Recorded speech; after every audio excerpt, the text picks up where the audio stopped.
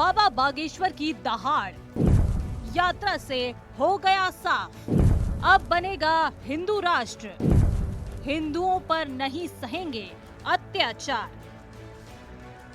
बाबा बागेश्वर की पदयात्रा 9 दिन का सफर तय कर अपने अंतिम पड़ाव ओरछा में समाप्त हो गई है। ओरछा में पंडित धीरेन्द्र शास्त्री ने सबसे पहले राजा राम के दर्शन किए। जनता से बात करते हुए धीरेन्द्र शास्त्री ने फिर सनातन एकता की दहाड़ मारी।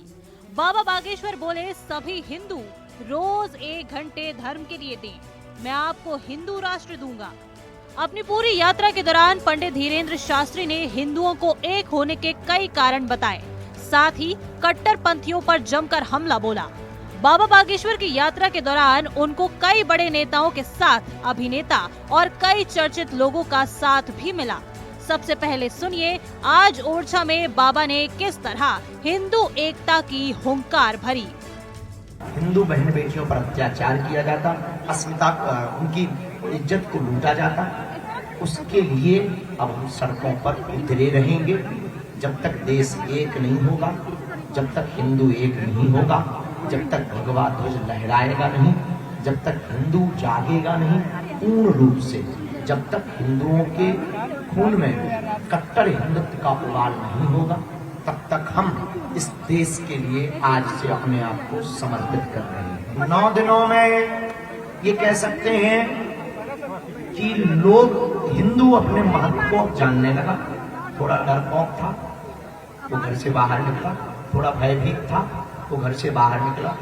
हमको अगर वहां की सरकार परमिशन दे तो हम Bangladesh, Pakistan, Afghanistan, Arab, Iraq, Indonesia, Suriname, Fiji, Mauritius, Bhutan, Nepal, America, New Zealand, England सब में निकालने की क्षमता है गुरु के पास। आखिरी दिन पदयात्रा ओरछा धाम पहुंची। 9 दिनों में बागेश्वर धाम से ओरछा तक 160 किलोमीटर की दूरी तय कर हिंदू राष्ट्र की गूंज हर ओर पहुंच गई।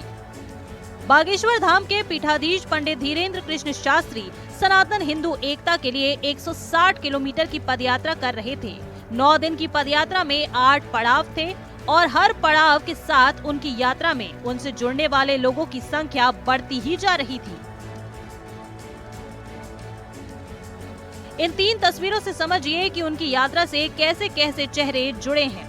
सबसे बाईं ओर बॉलीवुड से जुड़े वो सितारे जो सनातन और हिंदू धर्म पर कम ही बात करते थे। बीच में वो सियासतदान हैं जिनके पिता हिंदू धर्म को खारिज कर चुके हैं।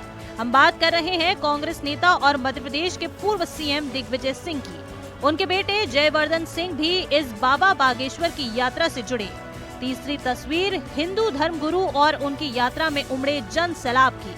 एक तरफ संजय दत्त ने जहां हिंदू धर्म और बाबा बागेश्वर के लिए अपना समर्पण दिखाया, तो दूसरी तरफ द ग्रेट खली ने जागो हिंदू का नारा दे दिया।